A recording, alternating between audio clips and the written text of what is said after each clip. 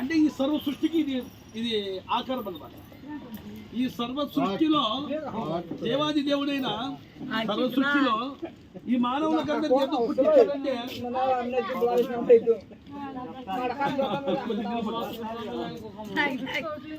మానవునికి పుట్టించిన విధానం ఏమంటే అన్నగారు ఇది అందమైన లోకం. ఈ అందమైన లోకంలో మనకు అందరికీ దేవుడు పుట్టించాడు. అందమైన లోకంలో దేవుడు పుట్టించాడు. మనం కూడా అందంగా జీవించాలని. ఈ లోకం మంది కాదు, శాశ్వతమైన లోకం కాదు. కానీ మానవ జీవితాన్ని పాపంలో పడిపోతున్నాడు మానవుడు. పాపంలో పడిపోయే మానవునికి దేవుడు ఇది శిలువ.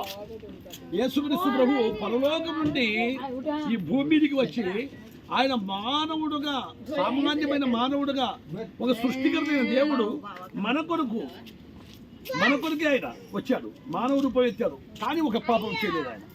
ఒక పాపం లేని వ్యక్తి, శాపం లేని వ్యక్తి, ఆయన పరిశుద్ధుడు, ఆయన పవిత్రుడు.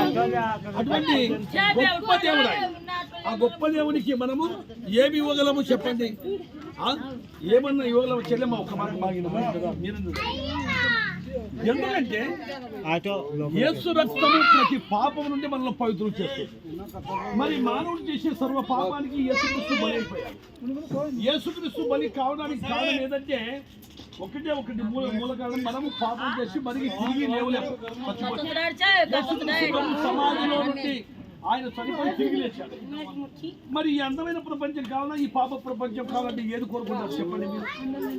అందమైన ప్రపంచమే కావాలి. ఈ భూమి మీద మనం జీవించినంత కాలము, జీవించిన తర్వాత కూడా పాపంలో ఎవరు పడిపోవాలని అనుకో. దేవా చాలా కష్టాలు చేసినాం, బాధలు పడినాం, ఆ రాజ్యం మాకు కావాలని అందుకే అందమైన లోకం కావాలంటే దీపం ఉండగానే ఇల్లు ఎలా చక్కగా పెట్టుకుంటున్నాము, ప్రాణం ఉండగా ప్రభు అయిన యేసుక్రీస్తు ప్రభు పాపిని నన్ను క్షమించు. అందుకే పాపలున్న చుట్టూ క్రీస్తు లోకమునకు వచ్చినని రాయబడి. ఎంత మంచి మాట. ఏమమ్మా చెల్లెమ్మా, అన్నయ్య? ఎందుకంటే ఒకప్పుడు మేము కూడా తాగుబోతున్నాం, తిరుగుబోతున్నాం. మీ రాజత్వం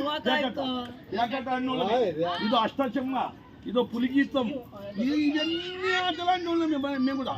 మావా, గోవా, గుట్కా, హంచా, గాయచా, కొంపుడి, మందు, బంజాకు అన్ని తాగి దేవుని వాక్యం నన్ను మార్చేసింది.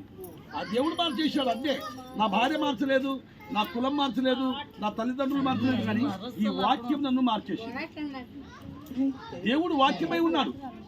ఆది యందు వాక్యం ఉండెను, వాక్యము దేవుని యొద్ద ఉండెను, వాక్యము దేవుడై ఉండెను. ఎంత గొప్ప దేవుడు!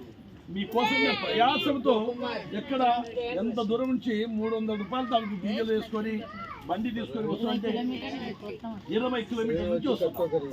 కానీ మీరందరూ కూడా మాలాంటి సోదరులే, మా చెల్లెళ్ళే.